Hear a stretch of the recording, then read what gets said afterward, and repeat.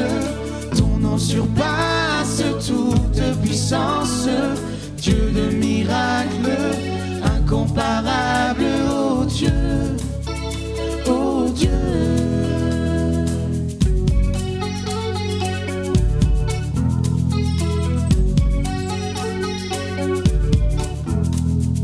Dans nos ténèbres tu brilles, tu nous redonnes la vie, nul n'est comme toi, comme toi. Dans nos ténèbres tu brilles, tu nous redonnes la vie, nul n'est comme toi, comme toi. Dieu admirable, inébranlable, ton nom surpasse toute puissance. Dieu de miracles, incomparable, oh Dieu, oh Dieu. Dieu admirable, inébranlable, ton nom surpasse toute puissance. Dieu de miracles, incomparable, oh Dieu, oh Dieu.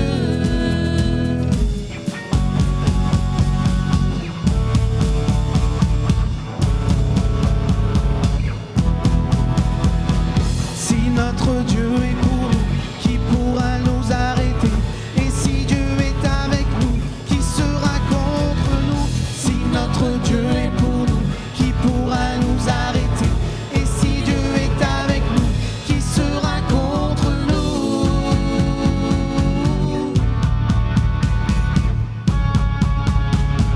Qui sera contre nous?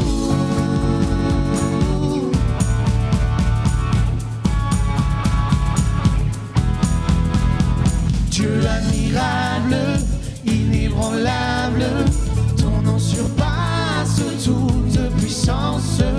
Dieu de miracles, incomparable, oh Dieu, oh Dieu.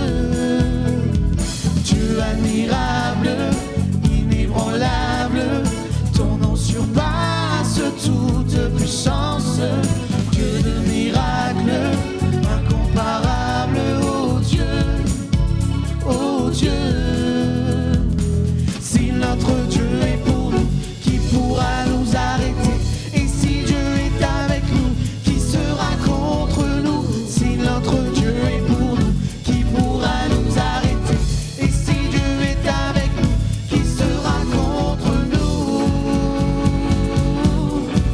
Contre nous, contre nous, qui sera contre nous?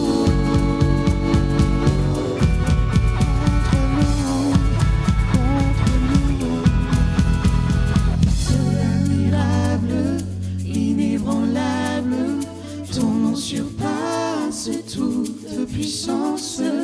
Dieu de miracles, incomparable, oh Dieu, oh Dieu.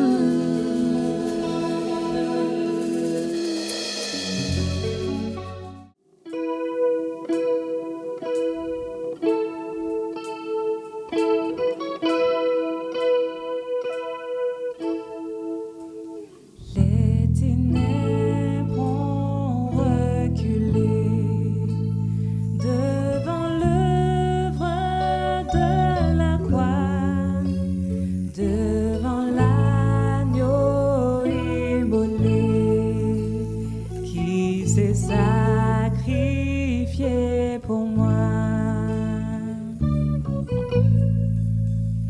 Que le faible dise je suis fort, que le pauvre dise je suis riche, et l'aveugle dise je peux voir ce que Jésus a fait pour moi.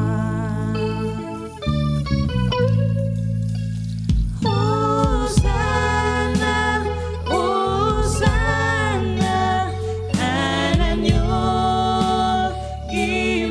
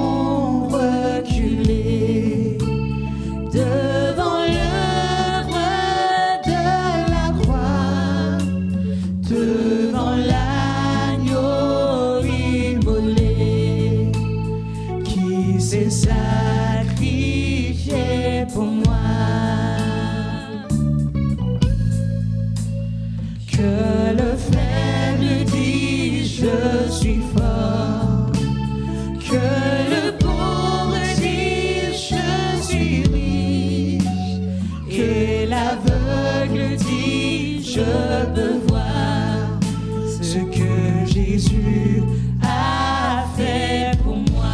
Chantons Hosanna. Hosanna, Hosanna à l'agneau immolé. Hosanna, Hosanna, Jésus est précieux. Hosanna, Hosanna. Hosanna, Hosanna à l'agneau immolé. Hosanna, Hosanna, Jésus est ressuscité. Encore Hosanna.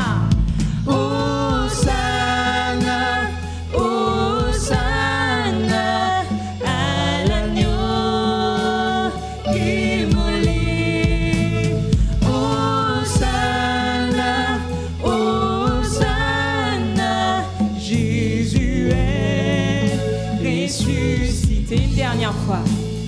Hosanna, Hosanna à l'agneau immolé. Hosanna, Hosanna, Jésus est ressuscité. Les ténèbres ont reculé devant l'œuvre de la croix, devant l'agneau immolé qui s'est sacrifié pour moi.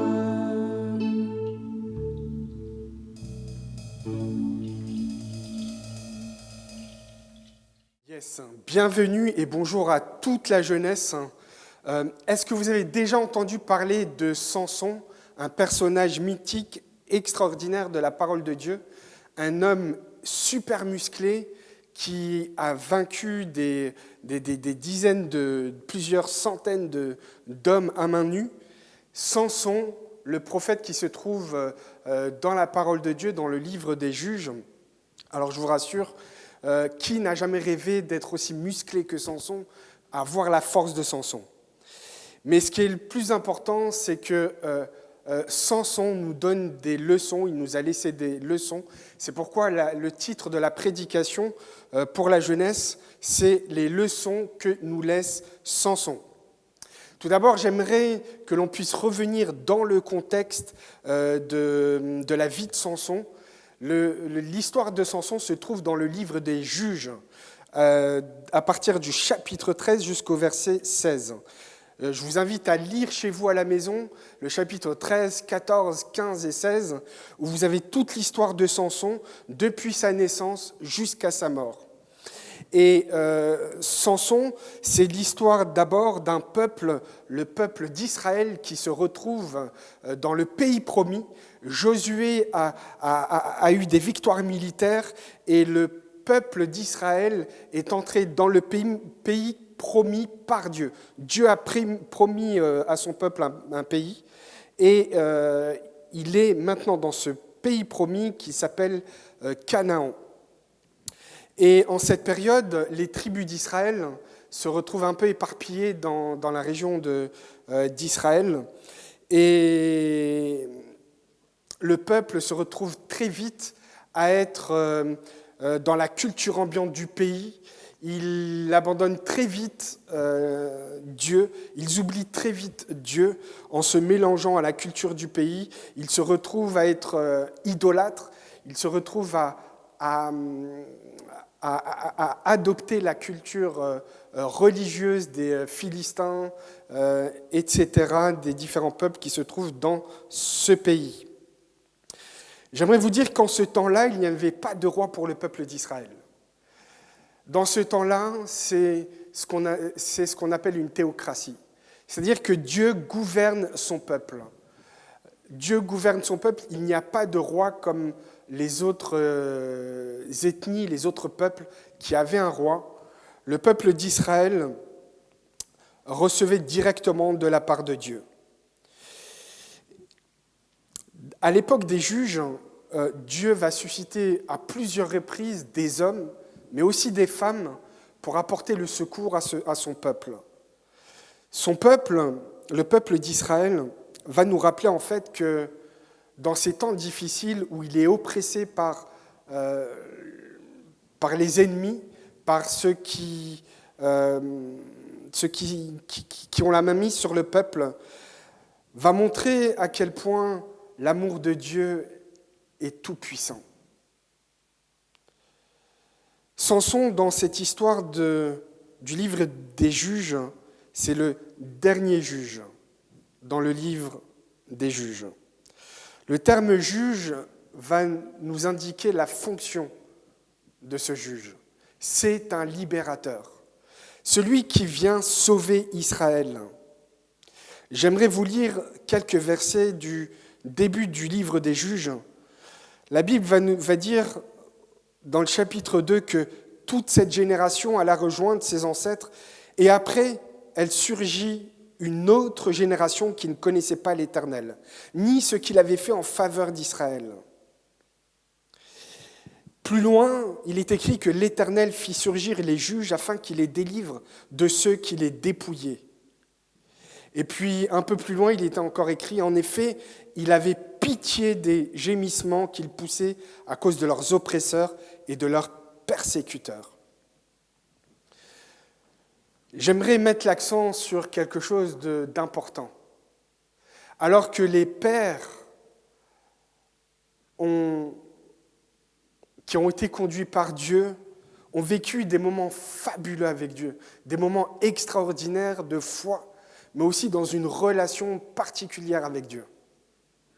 Et puis, lorsque le peuple d'Israël se retrouve dans ce pays de Canaan, la Bible nous dit que la nouvelle génération qui est venue après eux vont carrément oublier qui est Dieu. Carrément, la Bible dit, ils ne connaissaient pas l'Éternel. Donc ça veut dire que Dieu va susciter des libérateurs pour rappeler qui est Dieu. Et d'ailleurs, dans le livre des juges, lorsqu'on le lit, il est souvent fait mention que lorsque Dieu intervient, Dieu va rappeler dans sa parole l'histoire du peuple de Dieu, de ce que Dieu avait fait pour son peuple. C'est-à-dire, il va rappeler que le peuple est sorti de l'esclavage, que l'Éternel est intervenu lorsqu'il y a eu des oppressions de part d'autres peuples, comme les Philistins. Et Dieu va toujours intervenir auprès du peuple. Et la miséricorde de Dieu va nous montrer quelque chose de très fort. Alors suivez-moi.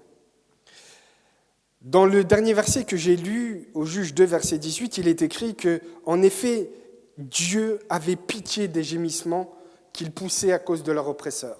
Le mot pitié en hébreu se dit nacham.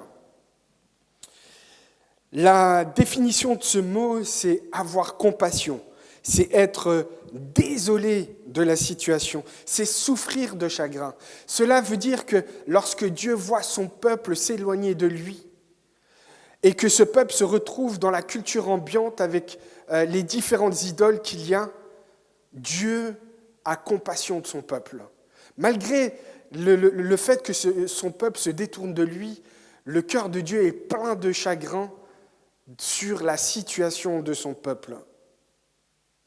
Et j'aimerais rappeler ce que Jérémie a dit dans le livre de Lamentations, chapitre 3, versets 21-23, pour rappeler cette bonté de la part de Dieu, que Dieu ne regarde pas à ce que le peuple fait, mais Dieu va au contraire manifester sa bonté, sa miséricorde pour sortir son peuple, pour te sortir de la situation oppressante dans laquelle tu es. Jérémie va dire « Voici ce que je veux repasser en mon cœur. Les bontés de l'Éternel ne sont pas épuisées, ses compassions ne sont pas à leur terme, elles se renouvellent chaque matin. Que ta fidélité est grande, ô Dieu. Amen. » Et puis, dans les différents passages du livre des Juges, on voit un certain verset qui revient régulièrement. Le voici. Les Israélites firent encore ce qui déplaît à l'Éternel, et l'Éternel les livra entre les mains des Philistins. À plusieurs reprises, différents juges arrivent, que Dieu suscite, Dieu appelle, Dieu consacre. Et à ce moment-là, pourquoi ? Parce qu'il voit que le peuple est en difficulté et dans l'oppression. Il voit aussi que le peuple faisait ce qui lui semblait bon. Il se détournait de Dieu. Et Dieu, dans sa bonté et sa miséricorde, appelait un libérateur pour sauver son peuple de l'oppression. Mais alors, en quoi la vie de Samson peut-elle nous enseigner, nous parler aujourd'hui à notre époque ? Tout d'abord, j'aimerais lire avec vous quelques versets dans le livre de Juges au chapitre 13, les versets 1 à 5. Juges, chapitre 13, les versets 1 à 5. Les Israélites firent encore ce qui déplaît à l'Éternel, et l'Éternel les livra entre les mains des Philistins pendant 40 ans. Il y avait un homme de Tsoréa, du clan des Danites, qui s'appelait Manoah. Sa femme était stérile et n'avait pas d'enfant. L'ange de l'Éternel apparut à la femme et lui dit : « Te voici stérile, sans enfant, tu deviendras enceinte et tu mettras au monde un fils.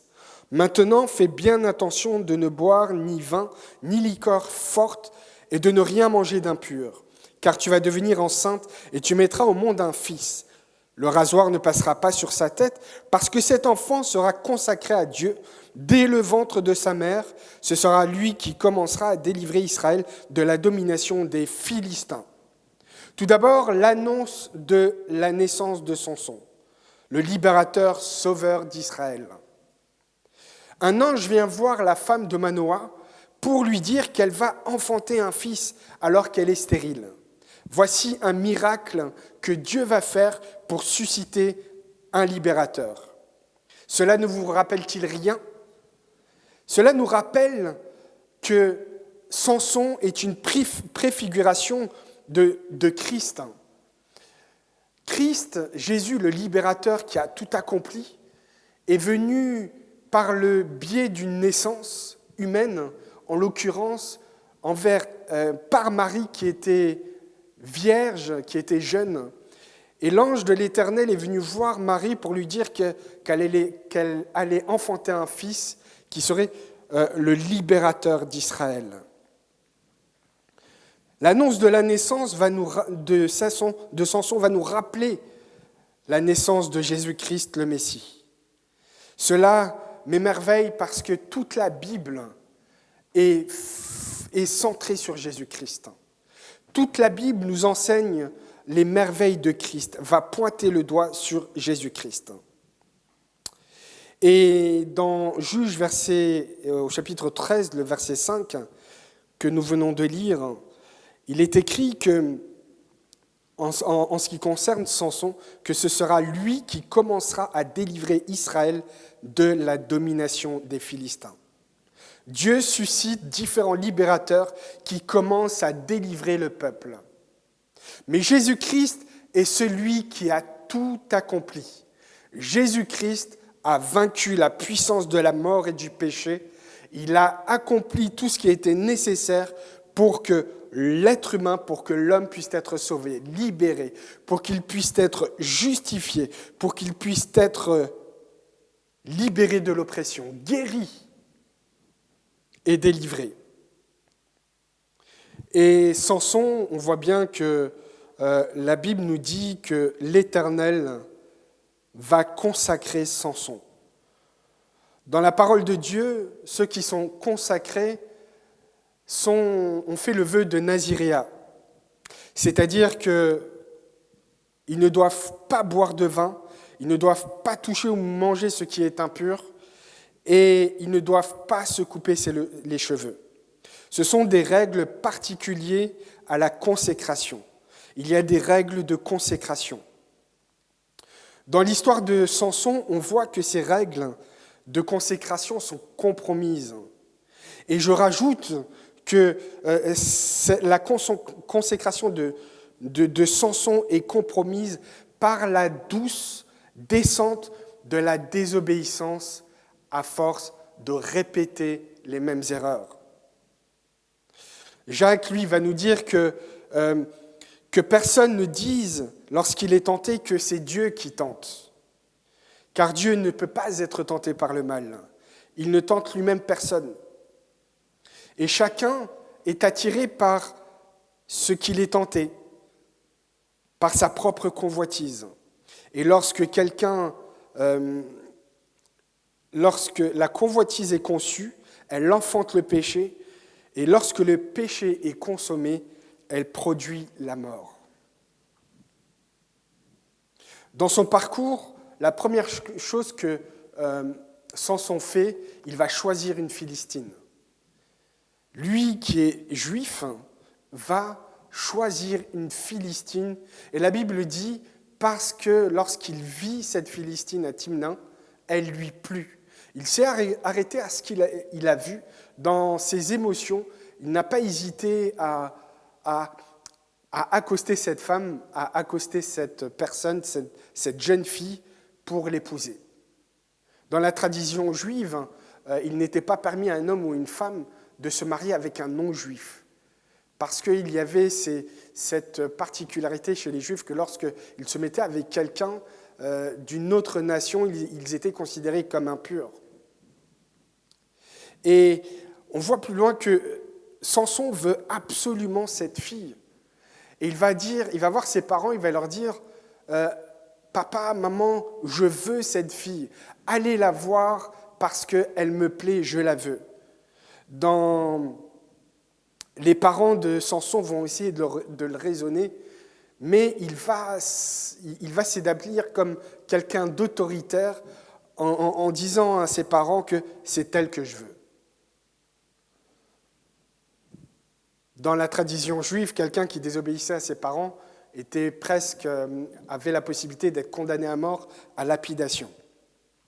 Encore une fois, les émotions de Samson sont loin d'être dans l'obéissance de la loi, comme les préceptes de la loi le mentionnaient. Une consécration compromise. Petit à petit, il va s'endurcir. Samson, lorsqu'il va aller à Timna avec ses parents pour parler avec cette fille, sur le chemin, Samson va tuer un lion. Il va se retrouver dans un champ de vignes et un lion qui surgit de nulle part va essayer de le tuer. Et ce lion, Samson va l'arracher comme s'il arrachait une feuille de papier en deux, mais il ne va rien dire à ses parents. Ils continuent leur chemin pour voir cette fille, et puis quelque temps au retour, lorsqu'il va la revoir, il va s'arrêter dans ce champ de vignes pour voir ce qui est devenu le lion. Donc on peut imaginer ce lion qui est mort en putréfaction, et il voit un essaim d'abeilles dedans. Il décide de prendre cet essaim d'abeilles, il va manger le miel dans ce lion qui est mort. Encore une fois, Samson désobéit. Encore une fois, il désobéit à la règle de consécration de quelqu'un qui a été mis à part pour servir Dieu. Pour le mariage encore, Samson va faire un festin, parce que c'était la tradition des Philistins.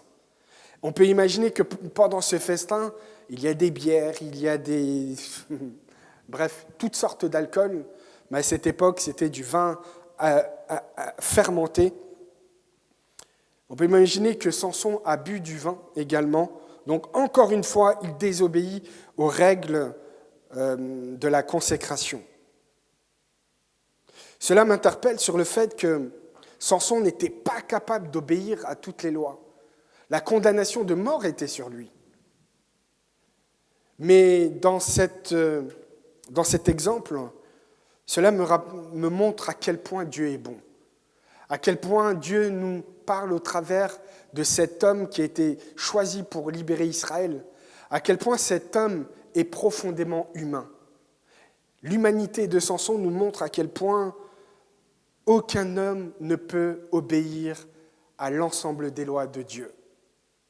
Tout à l'heure, au départ, j'ai précisé que seul Jésus-Christ a tout accompli, parfaitement. Et toi aussi, tu n'es pas capable. Tu n'es pas capable d'obéir aux lois de Dieu. Tu es pécheur. Voici l'image qui me vient à l'instant. Tu es depuis tout petit à l'église, consacré à l'église, à Dieu. Tu viens le dimanche, tu viens louer Dieu, célébrer Dieu, tu vas au groupe de jeunes. Et pourtant, dans ta vie de tous les jours, tu ne cesses de désobéir à Dieu. Dieu ne cesse de te dire à quel point je t'aime, je veux te sortir de ce péché parce que c'est plus fort que toi. Dieu a tout accompli à la croix. Dieu désire te sortir de cet état de pécheur. Et j'aimerais t'encourager parce que lorsqu'on voit la suite du récit de Samson, la Bible nous dit que Dieu utilise Samson malgré la désobéissance qu'il commet. À plusieurs reprises, on voit que la Bible nous dit que l'Esprit vint sur lui en parlant de Samson pour agir. Alors que Samson va retourner dans la famille de cette femme après avoir eu des déboires avec les Philistins. Il va retourner dans la famille de cette femme. Et cette femme, son père va dire qu'il a donné à son compagnon, qu'il connaissait. Fou de rage, Samson va prendre des renards, va les attacher 2 à 2, et il va mettre au milieu un flambeau de feu. Et ces 300 renards vont traverser les champs de blé des Philistins, vont tout ravager, vont tout brûler. Et cela va mettre en colère les Philistins. Les Philistins vont demander, mais pourquoi est-ce qu'il a fait ça? Et ils vont connaître la raison, ils vont savoir que c'est le beau-père de Samson, parce qu'il a donné sa fille à quelqu'un d'autre. Alors la sentence, les Philistins vont tuer cette jeune femme et le beau-père de Samson. Et là, encore une fois, la colère devient encore de plus en plus crescendo, va s'agrandir. Et Samson va faire quelque chose d'extraordinaire, plutôt de violent, va faire quelque chose de violent. Samson va se retrouver dans une grotte après cet événement. Mais ce qui est formidable, intéressant plutôt, c'est que le peuple auquel Samson appartenait va aller voir Samson pour lui dire « Mais Samson, avec les Philistins, nous étions en paix, qu'est-ce que tu as fait?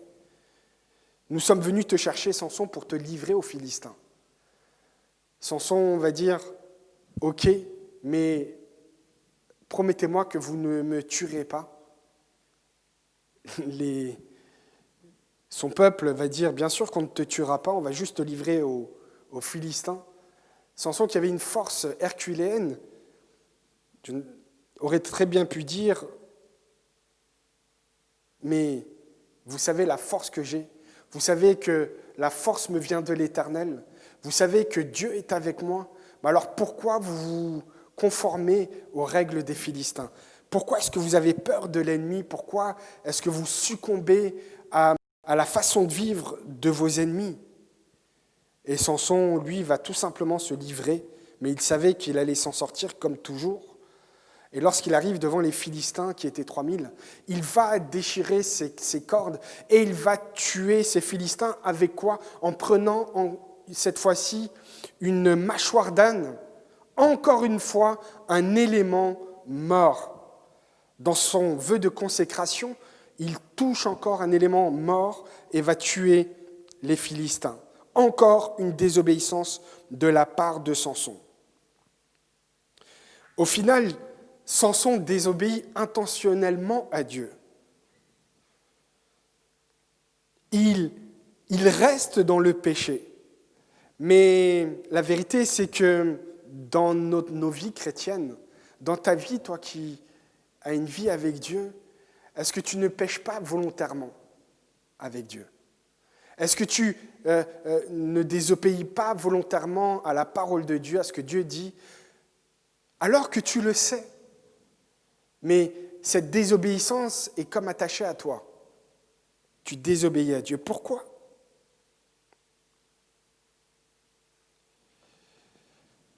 Ou bien, est-ce que tu te dis que la grâce de Dieu est tellement bonne que tu peux en abuser, que tu as le droit d'en abuser, que tu as le droit de saisir dans la grâce de Dieu autant de fois pour pécher? J'aimerais te dire que non. Malgré que Dieu soit bon et fidèle, qu'il est miséricordieux, qu'il a plein de compassion, non, on ne peut abuser de la grâce de Dieu. Mais pourquoi est-ce qu'on ne peut pas abuser de la grâce de Dieu? Je vais te dire pourquoi. On ne peut pas abuser de la grâce de Dieu parce que Dieu est saint. Parce que lorsque tu reçois la vie de Dieu, la vie de l'Esprit, la vie de l'Esprit va te vivifier, va te sanctifier pour honorer Dieu, pour glorifier Dieu, pour être capable d'obéir à la parole de Dieu. Que nous dit justement le livre des Romains par rapport à cette désobéissance de l'être humain? Paul, lui, va nous donner des éléments dans la doctrine chrétienne. Il va dire que ce qui est bon, je le sais, mais n'habite pas en moi, c'est-à-dire dans ma chair. J'ai la volonté, mais non le pouvoir de faire le bien. Car je ne fais pas le bien que je veux, et je fais le mal que je ne fais pas. Samson va vivre cette réalité pratique. Samson va dans la désobéissance, il ne fait pas le bien qu'il voudrait certainement. Il est souvent en colère, il désobéit aux vœux de consécration. Samson, dans sa finitude qui est imparfaite, j'aimerais te dire que dans ta vie aussi, toi, tu es imparfait. Tu ne fais pas le bien que tu voudrais et tu fais le mal que tu ne voudrais pas. Parce que tu dois savoir que Christ a tout accompli à la croix. Lorsque Christ a tout accompli à la croix, il nous donne cette révélation qu'effectivement, tu n'es pas capable de faire le bien que tu veux. Et tu fais le mal que tu ne veux pas. Mais alors, quoi faire dans cette situation qui semble sans issue? Eh bien, effectivement, elle est sans issue. Elle est sans issue, mais seul Dieu a trouvé la solution. Pas trouvé la solution, mais il a donné cette solution de toute éternité. C'est que Jésus-Christ est devenu cet holocauste, ce sacrifice parfait pour que tu sois sauvé et que tu ne sois plus dans la coupe du péché, mais que tu reçois l'esprit de vie qui va vivifier ton esprit et ainsi obéir à Dieu, à la parole de Dieu. C'est ça la réalité.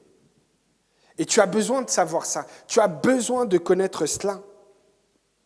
Parce que si je te donne un coup de bâton à chaque fois que tu désobéis, tu vas avoir mal. Et je ne crois pas que c'est en te frappant, en te torturant que tu vas obéir. Parce que la parole de Dieu dit le contraire.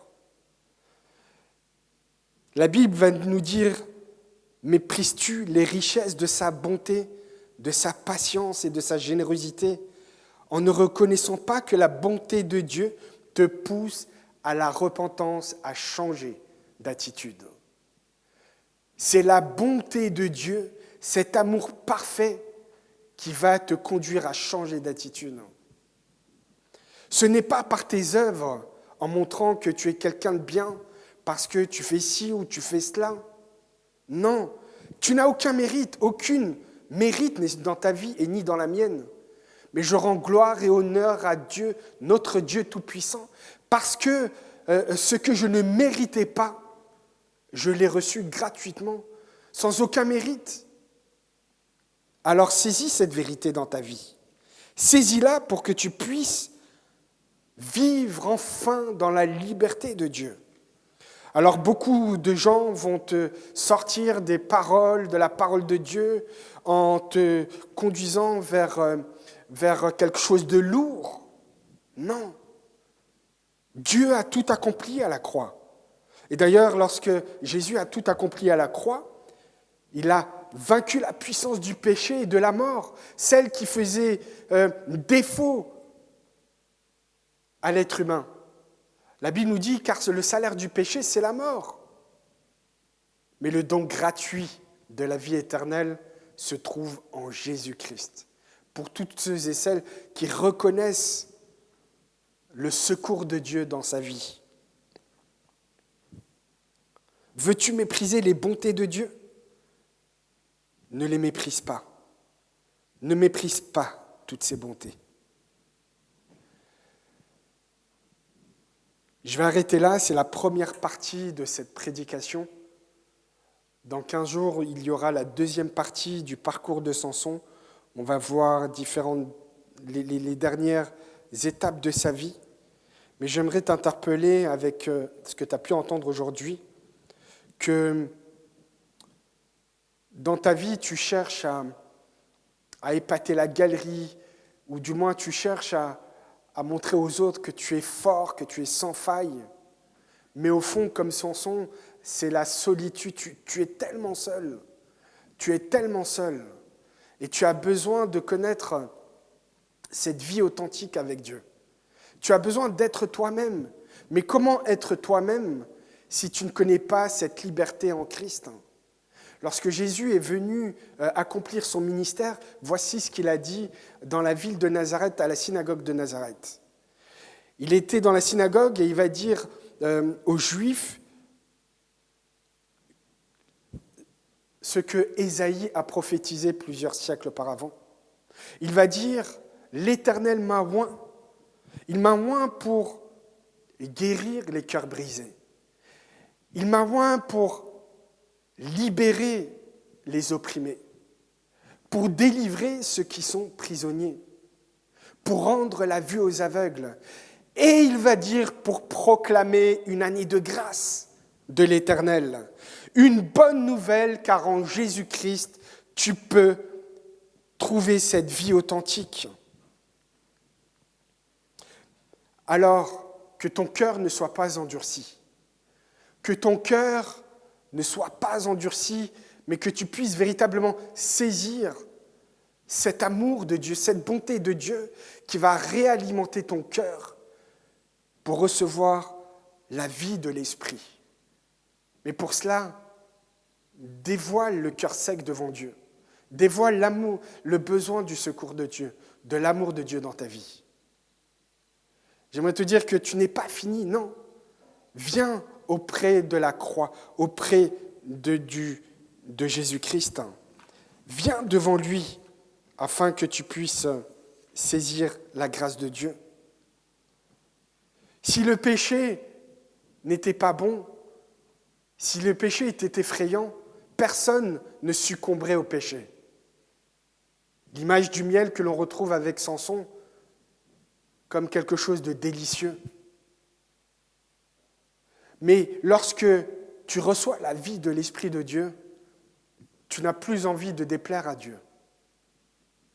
Mais aussi la mission, la direction que Dieu te donne, c'est de trouver la véritable nature de Dieu dans ta vie. C'est l'amour. L'amour que l'on retrouve dans le fruit de l'Esprit, dans le livre des Galates. L'amour de Dieu. Parce que tu peux avoir tout ce que tu veux, une vie de chrétien en apparence, mais sans l'amour, tu n'es rien. Tu peux être excellent dans plein de domaines. Tu peux être quelqu'un qui a beaucoup d'aura autour de toi. Tu attires les gens, mais si tu n'as pas l'amour, tu n'es rien. Et j'aimerais te dire, fais tout pour connaître véritablement cet amour. Parce que c'est cet amour qui sauve, cet amour qui donne la vie éternelle. Cet amour qui est la clé du salut éternel. Que Dieu vous bénisse. À dans 15 jours.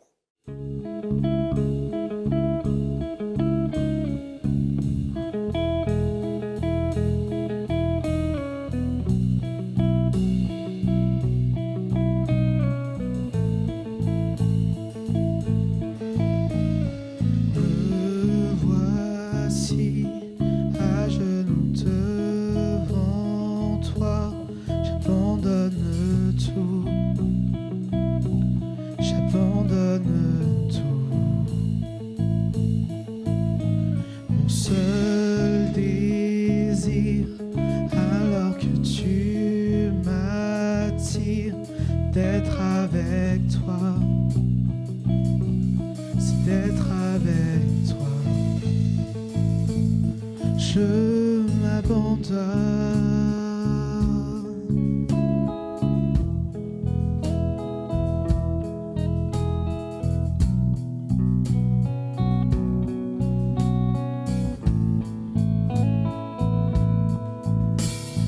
Par ta grâce, viens inonder mon âme. J'ai besoin de toi. J'ai besoin de toi. Les bras ouverts, tu entends ma prière. Viens à mon cœur, parle à mon cœur. Je m'abandonne, je m'abandonne. Je veux te connaître plus, je veux te connaître plus. Je m'abandonne, je m'abandonne.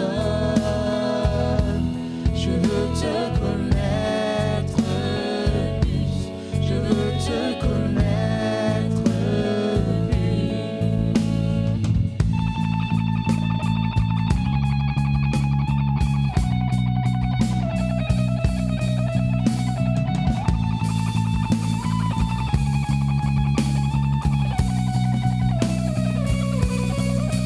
Tel un vent puissant, souffle maintenant. Dieu vient régner, Dieu vient régner en moi. Tel un ouragan, réveille mon âme. Dieu vient régner, Dieu vient régner en moi. Tel un vent puissant, souffle maintenant.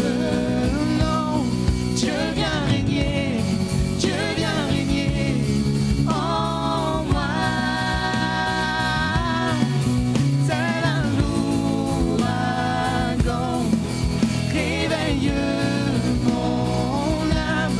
Dieu vient régner, Dieu vient régner en moi.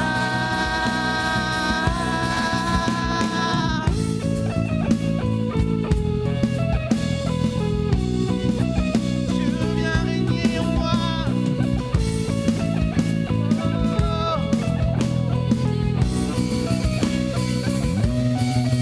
Tel un vent puissant, souffle maintenant. Dieu vient régner, Dieu vient régner en moi.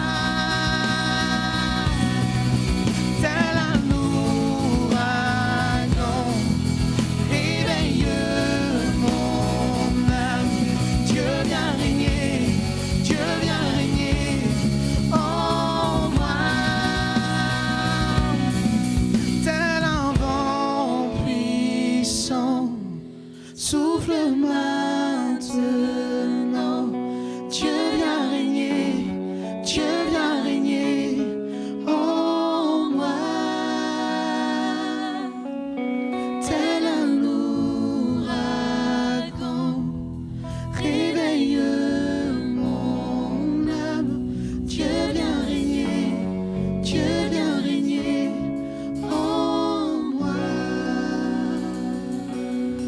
Je m'abandonne, je m'abandonne. Je veux te connaître plus, je veux te connaître plus. Je m'abandonne, je m'abandonne. Je veux te connaître plus, je veux te connaître.